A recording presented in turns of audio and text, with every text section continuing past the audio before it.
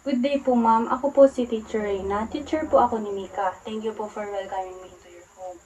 Hello, teacher. Good day po. Thank you po. I really appreciate po na napagbigyan niyo ako today. I wanted to visit po para makapag-usap tayo about Mika and how we can support her better. Gusto ko lang po sabihin na si Mika is a very cheerful and energetic child. Active po siya sa class and she participates in our activities. Oh, ganun po ba? It's good to hear that, teacher.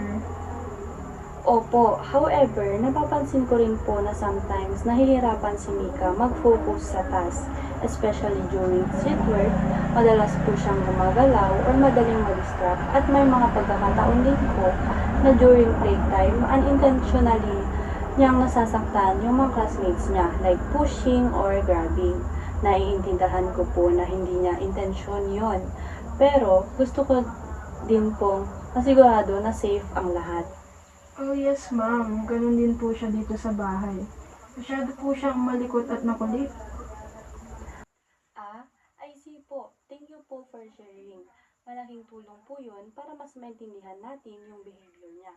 Normal naman po sa bata ang maging active, lalo na sa age nila. And I can see po na Mika has a lot of potential. Kailangan lang po natin siyang matulungan, ma-manage yung energy niya. Siguro po we can work together. Sa classroom po, I will give her short and clear instructions, and I will guide her to use gentle hands when playing. Sige po, teacher. Ano po kaya ang pwede pa po namin gawin?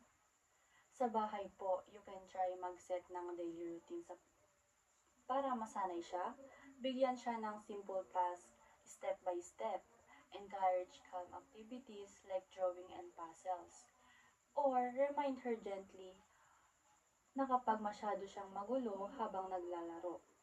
I believe po na with teamwork, matutulungan natin si Mika. She is a good child. Kailangan lang po talaga ng proper guidance. Thank you po for welcoming me today.